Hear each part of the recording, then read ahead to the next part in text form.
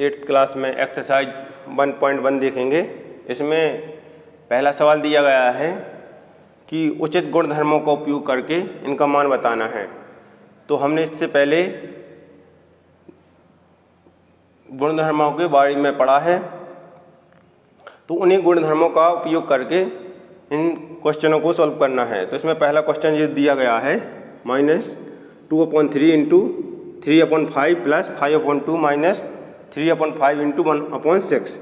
इसमें उचित गुणधर्मों का उपयोग करके इसको सॉल्व करना है। तो इसमें देखेंगे कि इसमें अलग अलग पदों को बताना, मतलब देखना है कि कितने पद हैं। तो जहाँ पर प्लस और माइनस का चिन्ह होता है क्वेश्चन में, तो वहाँ पर पद अलग अलग हो जाती है। जैसे ये एक पूरा एक पद है और यहाँ पर प्लस का चिन्ह आ गया, तो 5/2 जो अलग पद है, और ये इसमें माइनस का चिन्ह गया तो यह एक अलग पद है। इस प्रकार इसमें 3 पद हैं। तो इसको हल करेंगे। इसमें ये देखना है कि इन पदों में कहाँ पर समानता है। जैसे ये पहला पद लिखा -2/3 इंटू 3/5, तो इसमें देखेंगे कि यहाँ पर 3/5 लिखा है, इसमें ये और कहाँ पर है। तो इसमें ये लिखा है यहाँ पर 3/5, तो इसको लिखेंगे -3/5 इंटू 1/6, और ये दूसरा पद है जो लास्ट में आ जाएगा। यह हमने किस गुणधर्म का प्रयोग किया है? तो इसमें हमने क्रम विनिमयता का गुणधर्म का प्रयोग किया है, क्योंकि उसमें किसी भी क्रम को कहीं पर भी लिख सकते हैं।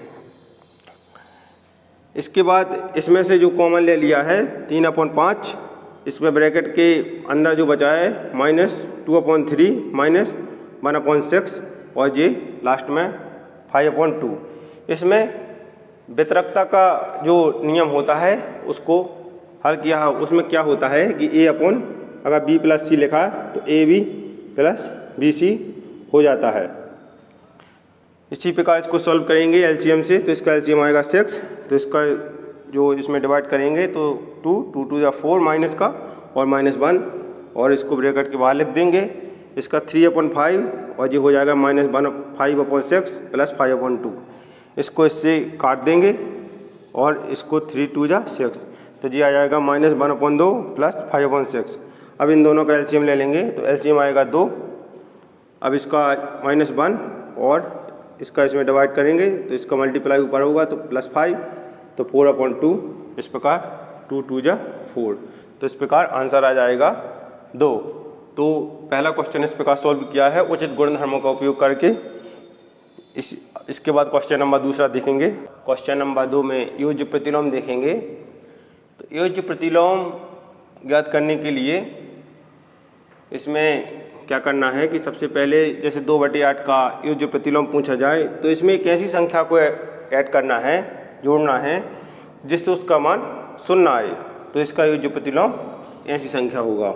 जैसे 2/8 का योज्य प्रतिलोम पूछा जाए, तो इसमें क्या जोड़ें कि इसका मान 0 हो जाए। तो इसमें अगर -2/8 को ऐड किया जाए तो इसका मान 0 हो जाएगा। तो इसका योज्य प्रतिलोम जो होगा वो -2/8 हो जाएगा। जैसे इसमें पूछा जाए कि -5/9 का योज्य प्रतिलोम, तो इसका योज्य प्रतिलोम जो होगा वो होगा +5/9। जब इनको सॉल्व करेंगे तो इसका मान 0 हो जाएगा।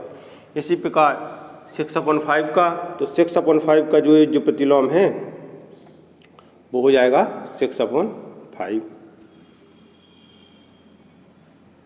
तो योज्य प्रतिलोम ज्ञात करने के लिए एक ऐसी संख्या को ऐड करेंगे जिससे उसका मान 0 हो जाए, तो वह उसका योज्य प्रतिलोम हो जाएगा।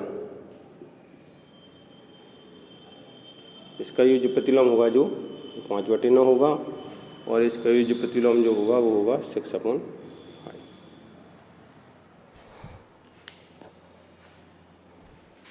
3 नंबर का देखेंगे।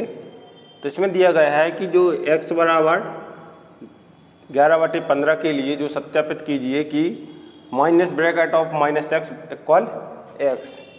तो इसको जब सॉल्व करेंगे तो इसमें जो मान दिया गया है कि minus bracket of -x equal x, तो इसमें LHS बराबर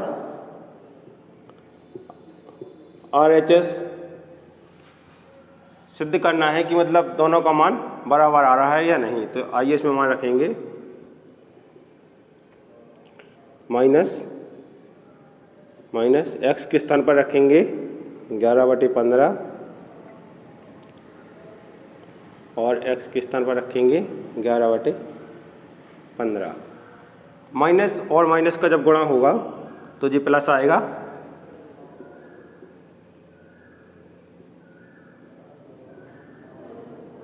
तो इस प्रकार देखते हैं कि LHS बराबर RHS का मान आ गया है। यही आंसर है। इसमें यही सिद्ध करना था कि minus bracket of minus x का मान जो है वो एक्स के इक्वल है या नहीं। तो इसमें LHS और RHS का जो मान है लेफ्ट हैंड साइड और राइट हैंड साइड का मान बराबर आ गया है। इसके बाद इसका सेकंड नंबर देखेंगे। तो इसमें दिया गया है कि x बराबर -13/17 है, उसमें सत्यापित करना है कि इसका मान इसके बराबर है, मतलब लेफ्ट साइड का मान राइट साइड के बराबर है या नहीं। तो इसमें देखेंगे, इसमें LHS का मान जो है RHS के इक्वल आता है या नहीं। तो इसमें जब मान रखेंगे तो minus bracket of minus x equal x. तो इसमें जब x का मान रखेंगे तो ये हो जाएगा माइनस x के स्थान पर रखेंगे -13/17।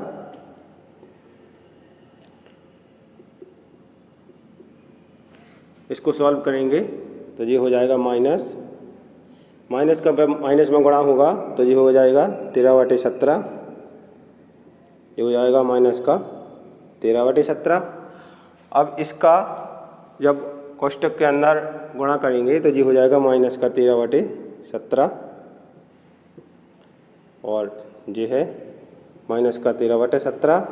तो हम देखते हैं कि लेफ्ट साइड का जो मान है वो राइट साइड के बराबर आ गया है, अतः यह सत्यापित हो चुका है। हम के बारे में जानेंगे। इसमें पूछा गया है कि गुणात्मक प्रतिलोम ज्ञात करना है इन सभी संख्याओं का। तो पहले पढ़ चुके हैं कि जो गुणात्मक प्रतिलोम होता है, तो गुणात्मक प्रतिलोम ऐसा प्रतिलोम होता है जिसमें गुणा का अर्थ गुणात्मक होता है और प्रतिलोम का अर्थ जो होता है उसे हम विपरीत लिखते हैं। जैसे a का अगर गुणात्मक प्रतिलोम पूछा जाए तो 1/a होगा। इसी प्रकार इन सब का गुणात्मक प्रतिलोम ज्ञात करना है। तो -13 का जो है गुणात्मक प्रतिलोम होगा तो वो होगा 1/-13। इसी प्रकार -13/19 का, तो -13/19 का जो गुणात्मक प्रतिलोम होगा वो होगा 19/-13। 1/5 का अगर गुणात्मक प्रतिलोम पूछा जाए तो इसको निकालेंगे हम, इसका हो जाएगा 5/1 या 5। अब इस प्रकार के गुणात्मक प्रतिलोम ज्ञात कर लिए हैं। अब देखेंगे दो संख्याओं वाले।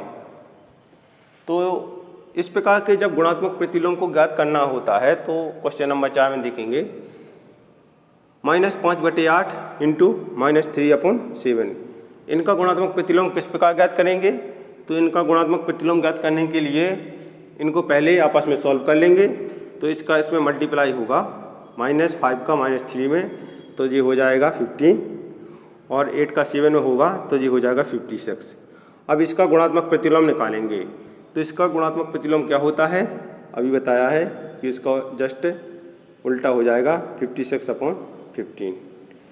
इसी प्रकार इसका गुणात्मक प्रतिलोम निकालेंगे तो इसको जब आप पहले आपस में सॉल्व कर लेंगे तो -1 और -2 का जो मल्टीप्लाई होगा वो हो जाएगा 2/5 आ जाएगा। इसका गुणात्मक प्रतिलोम होगा 5/2। इसी प्रकार क्वेश्चन नंबर 6 में दिया गया है कि -1 है जो उसका गुणात्मक प्रतिलोम निकालना है। तो -1 का गुणात्मक प्रतिलोम जब निकालेंगे तो इसका गुणात्मक प्रतिलोम हो जाएगा -1/1 इक्वल -1। इस प्रकार हमने क्वेश्चन नंबर 4 में सभी गुणात्मक प्रतिलोम निकाल लिए हैं। इसके बाद क्वेश्चन नंबर है उसमें पूछा गया है कि निम्नलिखित जो गुणन है इनका क्वेश्चन नंबर जो 5 है इसमें पूछा गया है कि प्रत्येक में गुणन के अंतर्गत उपयोग किए गए गुणधर्म का नाम बताना है। तो इसमें गुणधर्म का नाम बताएंगे। तो इसमें क्वेश्चन नंबर पहला है -4/5 × 1 इक्वल 1 × -4/5 इक्वल -4/5।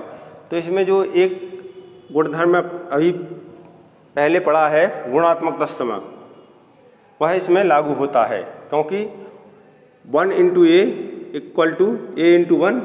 अगर किसी भी संख्या का गुणा a में किया जाता है तो उसका मान a होता है, इस गुणात्मक दशमलव का पालन करता है। इसके बाद क्वेश्चन नंबर दूसरा देखेंगे कि -13/17 × -2/7 बराबर है -2/7 × -13/17 के। तो इसमें जो क्रम है इनका आपस में परिवर्तित हो रहा है, तो इसमें क्रम विनिमय गुणधर्म होगा, क्रम विनिमय का गुणधर्म होगा। और इसमें -19/29 और इंटू -29/19 बराबर 1 है। तो इन दोनों का जो गुणन फल है वो 1 आ रहा है। इन दोनों का गुणा करें तो उसका मान 1 आ रहा है, इसलिए इसमें गुणात्मक प्रतिलोम का नियम लागू हो रहा है। इसके बाद क्वेश्चन नंबर नेक्स्ट देखेंगे। 6 में पूछा गया है कि 6/13 को -7/16 के व्युत्क्रम से गुणा कीजिए। तो इस क्वेश्चन को सॉल्व करेंगे। 6/13 को -7/16 के व्युत्क्रम से गुणा करना है। तो इसमें जो -7/16 है इसका व्युत्क्रम होगा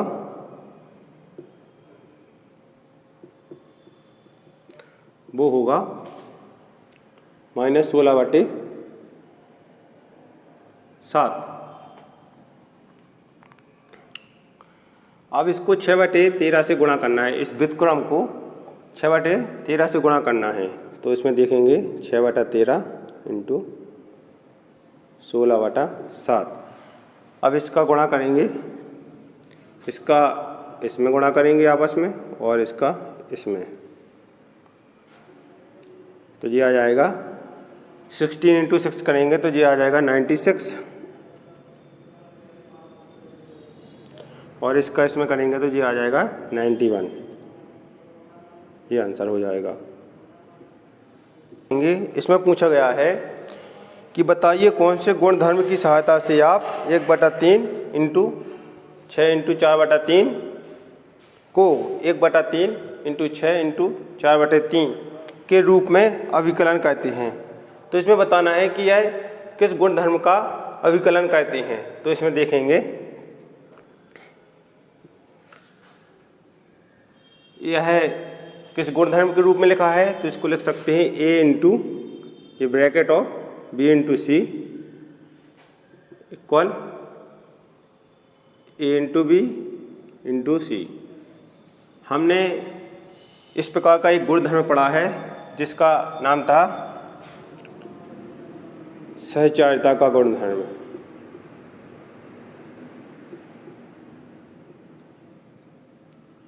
अतः यह जो इसमें जो प्रश्न दिया गया है यह एक सहचारिता के गुणधर्म का अभिकलन करता है। इसका जी आंसर हो जाएगा। इस क्वेश्चन में यही पूछा गया है कि यह किस गुणधर्म का अवकलन करता है या पालन करता है, तो यह सहचारिता के गुणधर्म का पालन करता है। क्वेश्चन नंबर 8 में दिया गया है। क्वेश्चन नंबर 8 कहता है कि -1 × 1/8 का गुणात्मक प्रतिलोम 8/9 है, क्यों अथवा क्यों नहीं। इसमें यह बताना है कि इसका गुणात्मक जो प्रतिलोम है वो यह है, अगर है तो क्यों और नहीं है तो क्यों नहीं है। तो इसको सॉल्व करेंगे। -1 × 1/8 का जो गुणात्मक प्रतिलोम है वो 8/9 है। इसको सॉल्व करेंगे, इसका इसमें इंटू करेंगे और इसको प्लस करेंगे। तो 8 का इसमें जब इंटू करेंगे तो -8 और 1 -9/8 हो जाएगा। इसका ये 8/9 ये आपस में जब दोनों कट जाएंगे तो इसका मान आ जाएगा -1। इन दोनों का सॉल्व करने पर -1 आया है, लेकिन गुणात्मक प्रतिलोम का जो नियम होता है इन दोनों को गुणा करने पर उसका मान 1 आता है, तो हम कहेंगे कि यह आता है, यह गुणात्मक प्रतिलोम नहीं है।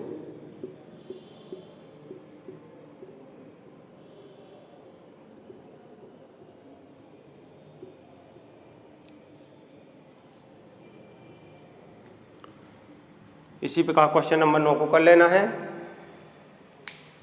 जो ऑब्जेक्ट टाइप है, और क्वेश्चन नंबर 11वां भी ऑब्जेक्ट टाइप है।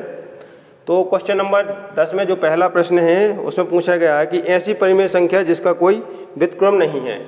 तो ऐसी कौन सी संख्या है जिसका कोई व्युत्क्रम नहीं है? तो इसका आंसर होगा 0। 0 एक ऐसी संख्या है जिसका कोई व्युत्क्रम नहीं है। इसमें नेक्स्ट क्वेश्चन पूछा गया है कि परिमेय संख्याएं जो अपने व्युत्क्रम के समान है। तो ऐसी कौन सी संख्या है जो अपने व्युत्क्रम के समान है? तो हम कहेंगे कि 1 और -1 अपने व्युत्क्रम के समान है। इसमें अगला पूछा गया है कि परिमेय संख्या जो अपने ऋणात्मक के समान है। तो ऐसी कौन सी संख्या है जो अपनी ऐसी कौन सी मतलब परिमेय संख्या है जो अपने ऋणात्मक के समान है? तो हम कहेंगे 0। 0 एक ऐसी संख्या है जो अपनी परिमेय संख्या के ऋणात्मक के समान है। इसके बाद क्वेश्चन नंबर 11 देखेंगे। क्वेश्चन नंबर 11 में पूछा गया है कि रिक्त स्थान की पूर्ति करना है। तो रिक्त स्थान की पूर्ति में पहला नंबर दिया गया है कि 0 का व्युत्क्रम डैश है। तो 0 का व्युत्क्रम नहीं है, 0 का कोई व्युत्क्रम नहीं होता है। इसके बाद सेकंड नंबर देखेंगे कि संख्याएं डैश तथा डैश स्वयं के व्युत्क्रम हैं। तो संख्या 1 और -1 के स्वयं के व्युत्क्रम हैं। तो इसमें तीसरा पूछा गया है कि -5 है, -5 का जो व्युत्क्रम क्या होता है? तो -5 का जो व्युत्क्रम होगा वो होगा -1/5। इसमें नेक्स्ट पूछा गया है कि 1/x का व्युत्क्रम क्या है? तो 1/x का भी व्युत्क्रम निकाल ही चुके हैं। तो 1/x का जो व्युत्क्रम होगा वो होगा x। इसमें नेक्स्ट है पूछा गया है कि 2 परिमेय संख्याओं का गुणनफल हमेशा क्या होगा? तो हम पढ़ चुके हैं कि 2 परिमेय संख्याओं का जो गुणनफल होगा वो एक परिमेय संख्या होगी।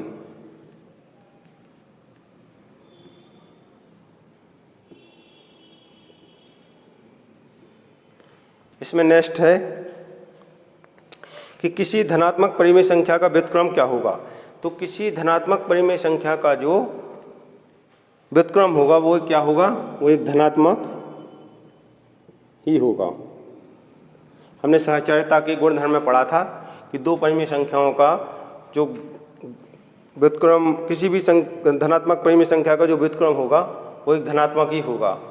तो हमने इस प्रकार एक्सरसाइज 1.1 पूरी पढ़ चुके हैं। तो इसके बाद हम नेक्स्ट एक्सरसाइज देखेंगे। Thank you.